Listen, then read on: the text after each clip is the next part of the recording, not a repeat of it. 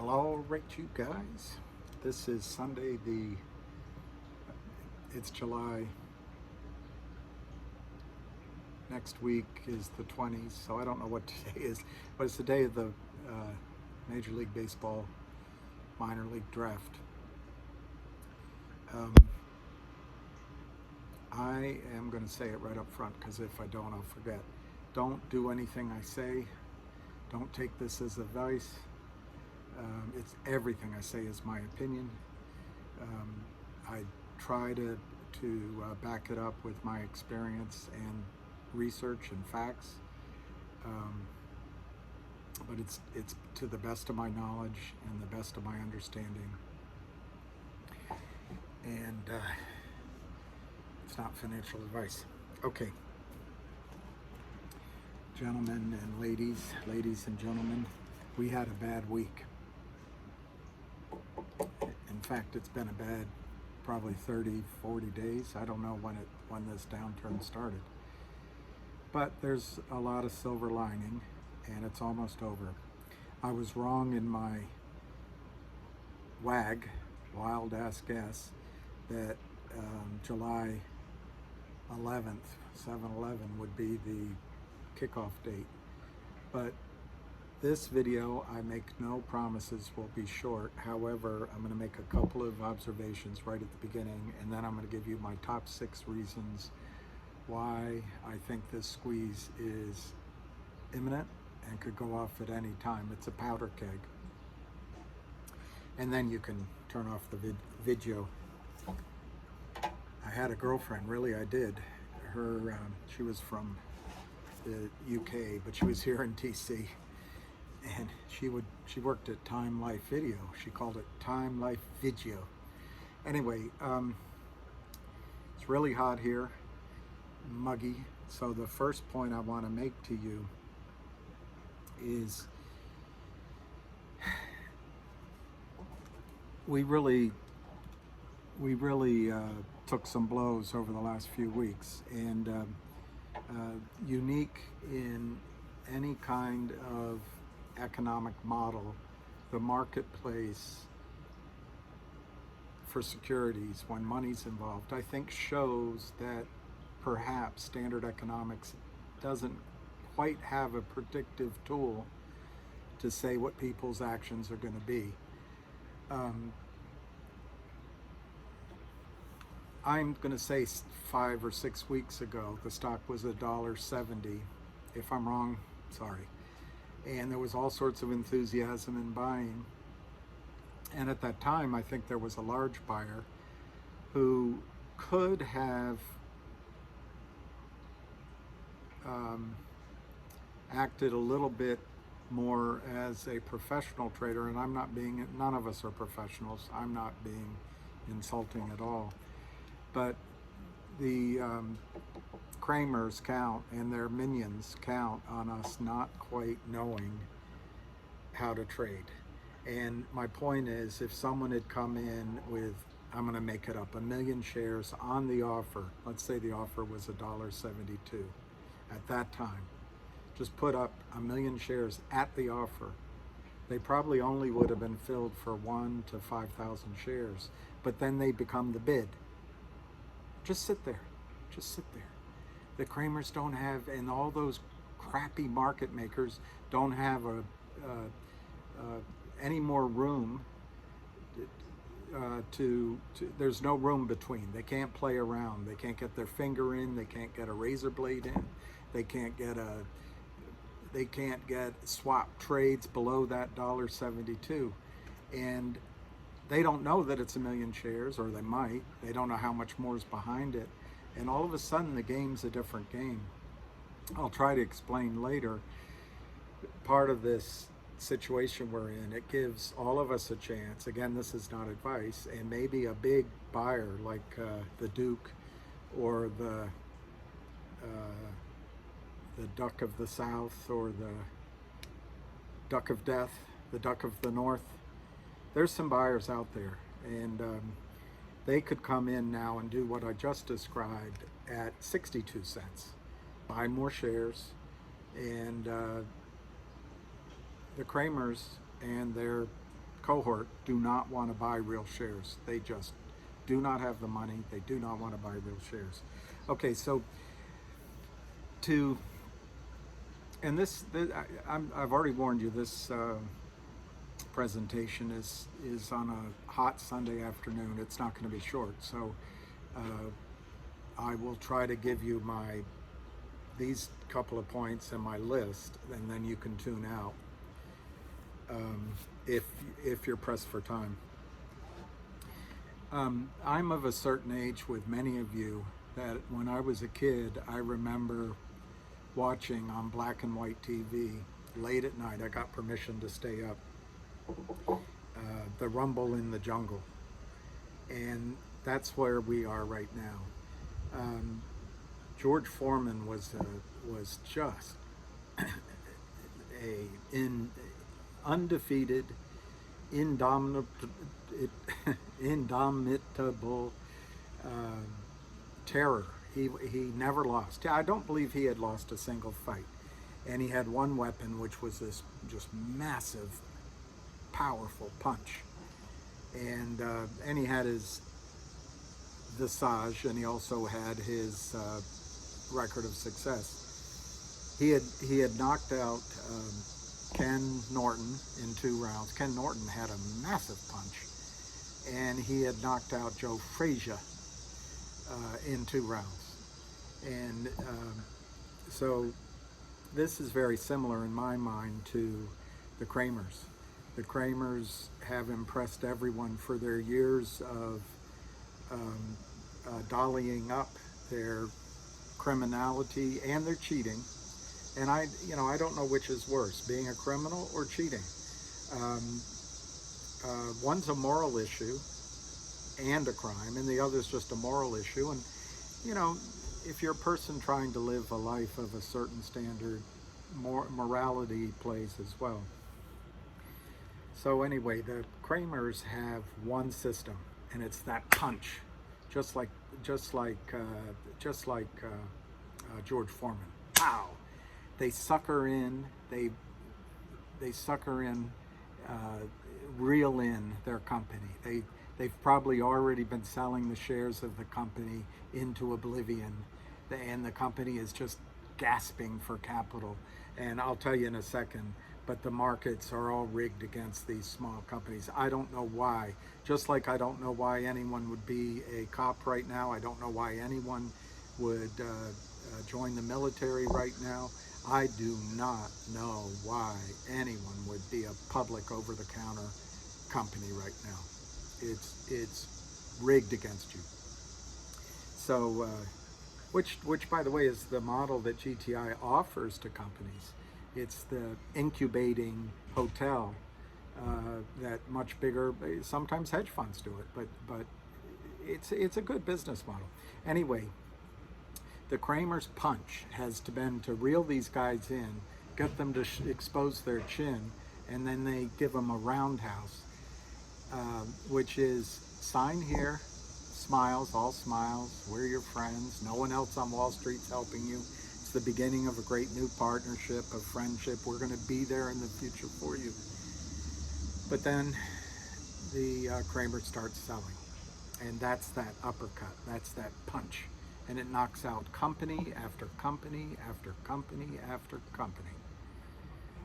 Well, in the Rumble in the Jungle, Muhammad Ali, who had lost to Frazier, I don't remember, but I think he had lost to Ken Norton. And he was coming back, he was older. George Foreman, the Kramers, went to the fight cocky, full of hubris. Their system always worked. They're going to have a celebration afterwards. So Muhammad Ali is us. Muhammad Ali is us. What we just did for the last 6 weeks is like 6 rounds in the ring with George Foreman. We did the rope-a-dope. Boom, boom, boom, boom, boom. And we took the blows. I took the blows and did it my So we took the blows. We have been rope-a-doped. But guess what? In around the 6th or 7th round, 8th round even, Ali, looking for the world like he's gonna lose, he sticks out his left, I think it was left, and he pushes George off of him while he's punching. He says, "George, is that all you got? George, is that all you got?" As George is pummeling him. "George, is that all you got?" Well, let me tell you something. You have just lived through the rope-a-dope, and you now are telling the Kramers, Kurt, Seth, whatever the brother's name is, whatever the Nadich law firm that's in your office is called, Kurt Mayo, Charlie Mayo, all of those crooked market makers, your offshore accounts, the 6 or 7 other people's money clients on Long Island. You're saying, is that all you got? Is that all you got? Remember, you don't have to sell. You don't have to sell. Once you make peace with the fact that you're down 50% or more, and once you make peace with the fact you're going to check this stock once a day, you've got your GTC orders in much higher. You're going to check it once a day like a box score, see what the Yankees did, see what Novak Djokovic did, see what, I don't know any other sports, I don't know, one of the football teams, what they did. And then you get about your day. As long as you're at peace with that, you're in the driver's seat. You're Muhammad Ali. You're waiting for the 15th round. When you come out and the Kramers are spent, they're spent, and boom, and you lord over the Kramers as they're going down. You don't even have to throw another punch. The Kramers go down. So that's a long introduction, but that's what I feel like we've just been through, the rope-a-dope, where we are taking the blows. Okay. I want to remind you why I say it's the Kramers, and I'll try to do it very quickly. But I didn't look up the name of the film. It might have been Avalanche or Iceman or, you know, Mountain in Alaska or something. But it was Sylvester Stallone, and he was hanging off the ledge as he was climbing this mountain. And so his next movement was going to be his only movement. If he failed, it's death. He's strong enough that he could do one more thing and get up. Well, shorting is a lot like that. I mean, it's obviously the stock price goes up, not down, but the death that awaits a short seller is the same as plummeting down the side of a mountain. And what happens with a stock that's at 60 cents or $1 or $2, it might not just be that little ledge, but it's a small part of the mountain that is overhanging the rest of the mountain by far enough that if you tap your little thing in that holds your line and another one you tap in, if you make a mistake, there's no wall down below you that you can catch a hold, or that you've locked in your rope so you can fall and hang as you recover. When you're in a stock like GME at $150, that's like a normal climb up a mountain face. So you're tapping your way up, you're the short seller, you're tapping your way up. Again, it's in reverse, but you're tapping your way up, you're locking your line, and you've got some people maybe behind you, and they're all locking in, and you climb 5,000 feet. But if you make a mistake, you fall, but you've got all this gap of feet to recover. It's the same thing when the stock is at 150 and it comes down, you know, you've been shorting it, and the all of a sudden, for some reason, it goes to 200. I'm making this up, obviously. Well, you're short. It's like falling off the mountain with one pinion holding you, or 2 pinions. But when you're in the middle of the bulk of that face, you can get back on the face and start hammering in other pinions and climb back up. And that's what the shorts and the naked shorts do with these stocks. They can start selling again at 200, and they can start selling it down. And because they're a machine, because they're systematic, and because emotions don't enter into it, and they don't run out of money, and they don't run out of fraud, and they don't ever have to deliver, and the SEC does nothing. They can get that 200 back down to 150 and maybe below, as the rest of us go, oh God, we lost. Maybe it goes down to 125. Well, that's that getting back on the mountain and climbing back up. But where the Kramers are with GTII is they only have this small face sheet to work with. And if they make a misstep, it's 1 or 2 miles down to the bottom of the canyon. Because there is no working your way back. Now, having said that, I think they've done a masterful job from $1.70, $2 down to 60 cents. Congratulations.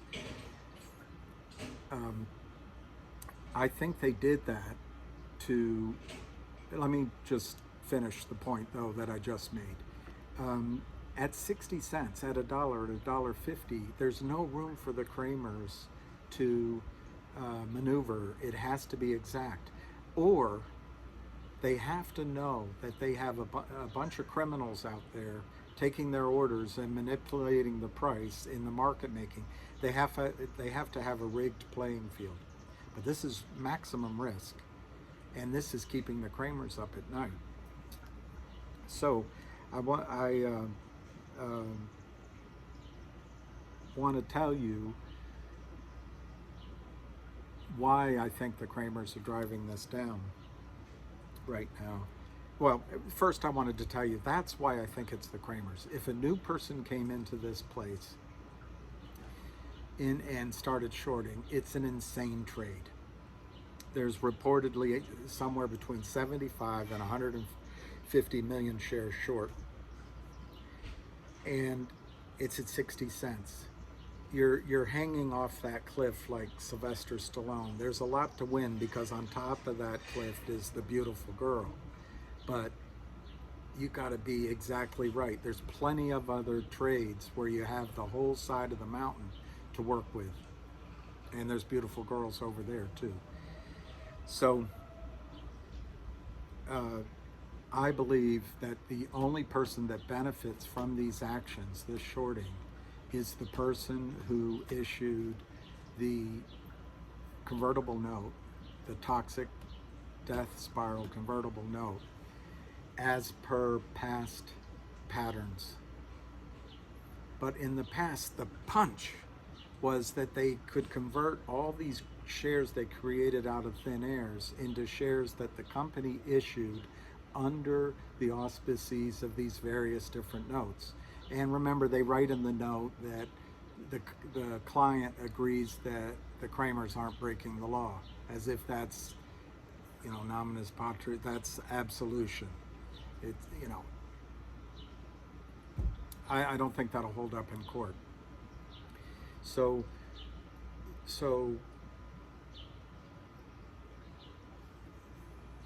I believe that the only person that benefits from shorting right now is the Kramers, and that's why, in my opinion, it is the Kramers. And begging your pardon, I'm just going to say it's the Kramers for the rest of this presentation. Whether it's the guy across the cubicle, whether it's an LLC set up in Panama, whether it's some guy named Jambalaya out of India, someone with a nominee, they set up a nominee account in Guernsey. It all leads back to Kurt Kramer, because Kurt Kramer's signature is on the original loan to GTII that was paid off. Well, what's different this time, George Foreman wasn't ready for the rope-a-dope. He wasn't ready to go that many rounds. What's different this time is we have the rope-a-dope. We paid off the note. I'm really using a really big we there. Paid off the note. And we're surviving these blows as these guys only have one weapon, the big punch. And now we've gotten through the worst of it.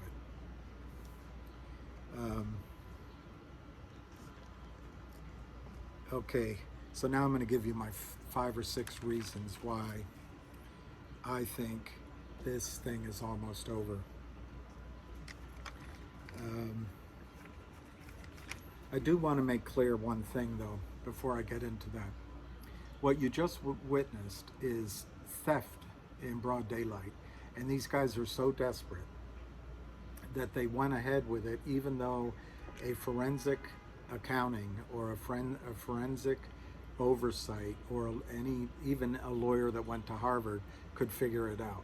It's one short with a bunch of market makers, and they just crossed stock from the fake shorts to the real shorts. That's what they did.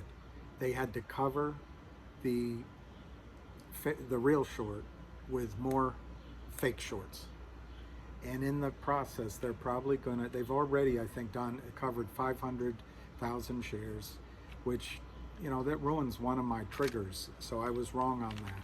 Congratulations to the Kramers. Crime does pay, but they're not done yet. They're not done yet. They got to cover all of it to take the money out. Probably. I don't know what their arrangement is with their prime broker. I think they might have 250,000 shares left to manipulate. If they take, let's say, $750,000 out, where is it going to go? It's going to go to Gibson Dunn. Maybe it goes to finance what they hope is their next lifestyle. But it's not a lot of money. When you've got 3 brothers, a complicit law firm in the office, we assume they'll protect Charlie Mayo, and you've got to pay all these other criminals. It doesn't go very far. But what they've done is take that money out of thin air, which is just astonishing. All the FINRA has to do is ask for the sell tickets, and they could see it. It's a cartoon. It's a cartoon. Anyway, okay, I'm going to give you my 5 reasons, and then I'll go on with the rest of the presentation. These 5 may or may not relate to the list of 10 or 11 I gave you last time, and what I'm trying to emphasize is what is proximity? What's actually going to light the fuse? You know, I can get lost in all the theories of what's happening to the system. All I care about in these presentations is one stock, GTII, and what's going to make it go up for you. Okay, it's 6 reasons. My number 6 reasons is one that I gave before, but it's the hamster. I don't think the Kramers ever expected to run into such a well-educated group of investors, loyal investors. It's about 1,000 out there. So if the average is 10,000 or just 1,000, it's a huge amount of stock that's in stable hands, and it's all because of the hamster.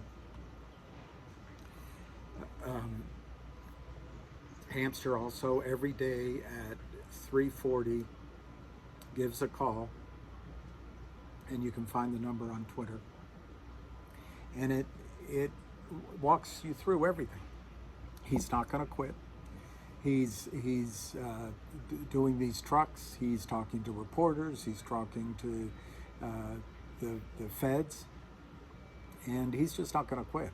So even if this stock were to go to 0, hamster's not going to quit. And it doesn't matter where the buy-in comes from. Up is where it's headed.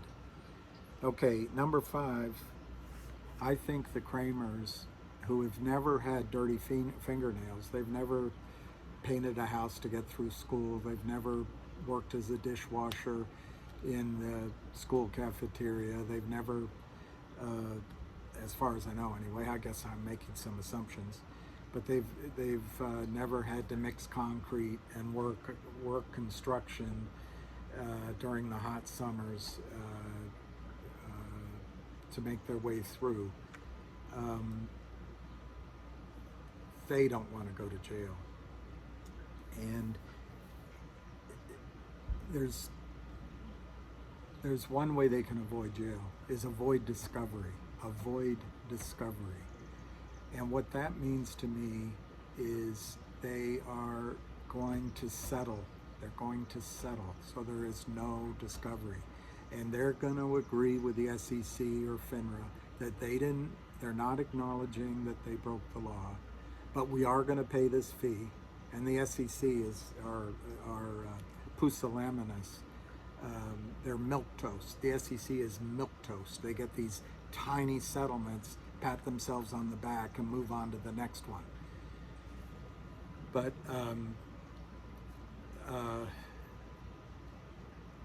I think the Kramers are going to make a settlement, and I think as soon as this real short is taken care of, they're ready to sign something, and they'll start ratting on each other. They do not want to go to jail. That's number 5. I've moved to 4, that I think FINRA, the SEC, the feds might have a surprise in store for us. Remember, it takes a long time to build a dossier. It makes a long time to build a case. When lawyers walk in, they have these notebooks of exhibits, and Your Honor, Exhibit 1, Your Honor, Exhibit J, and Mr. Kramer, is it true on such and such date you did this, and turn to Exhibit G, and it takes a while to put all that together. Well, we've been calling in for 20 months. And at some point, the surprise has to come. The heat is on with the regulatory bodies. They realize how simple this one is. They can take care of it. So I expect that there could be a surprise coming from one of these serious-minded Elliot Nesses. There are Elliot Nesses in this world. There are honest, good people in this world. The world is not full of Kramers. Okay, so my number 3, which I debated making this higher up, but I think the market makers are going to start asking the Kramers. Remember, I'm using the Kramers as any of their minions, any of them calling in.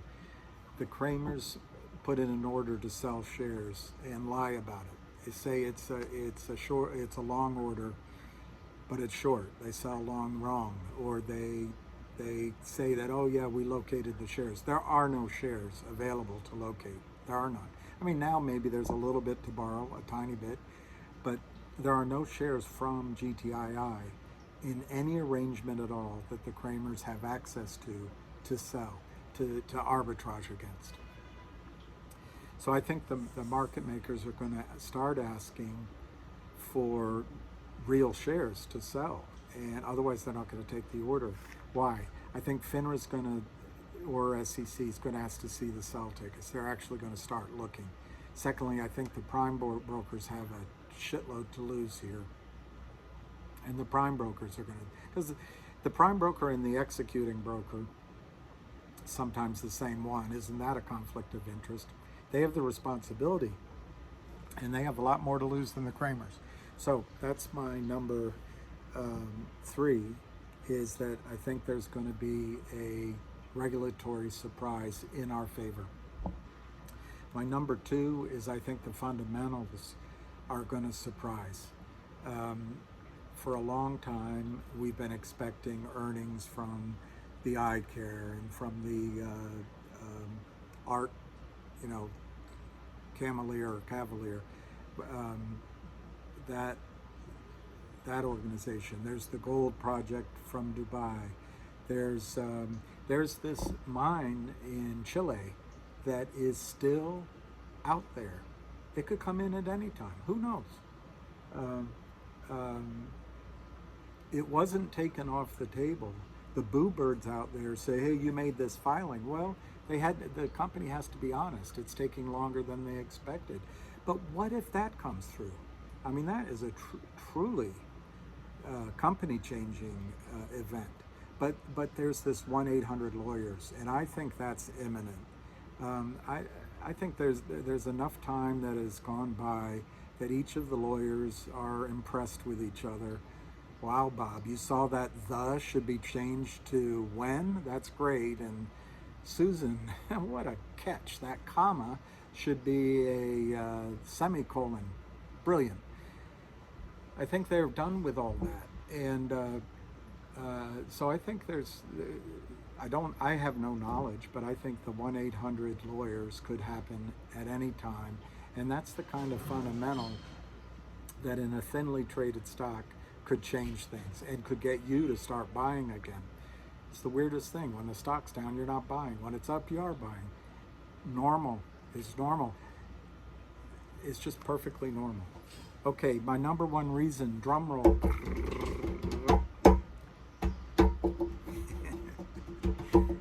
This is a risky one in the sense that it's going out on a limb. There's no evidence of this, but I believe Gibson Dunn is going to quit.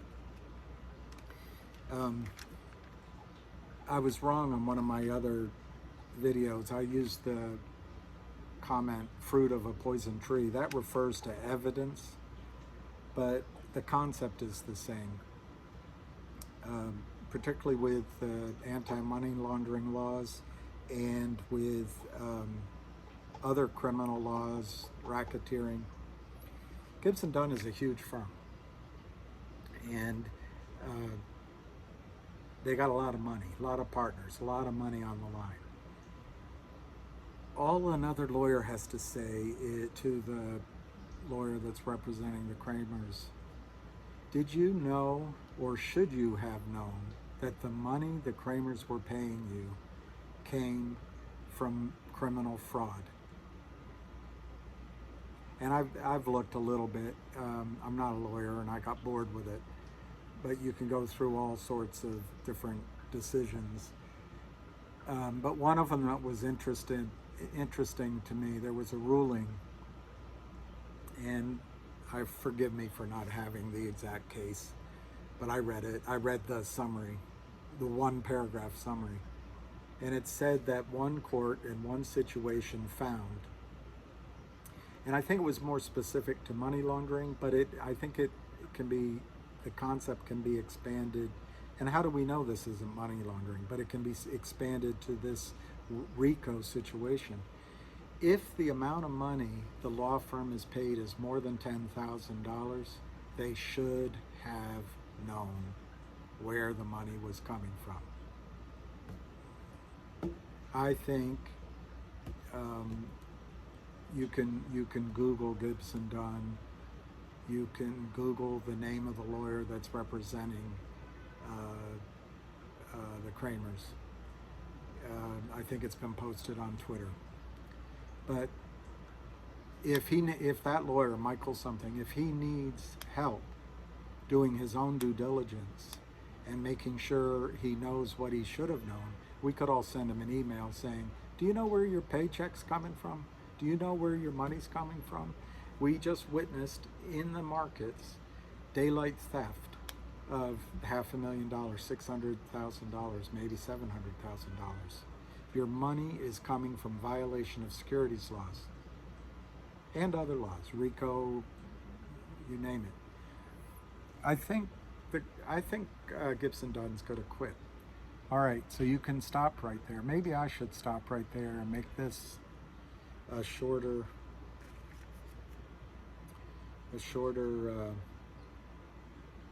Maybe I'll do that, and I'm just going to finish by quoting, which I used to know by heart. I don't anymore. What Henry III said at Agincourt. He said, if we are marked to die, we are now to do our country loss.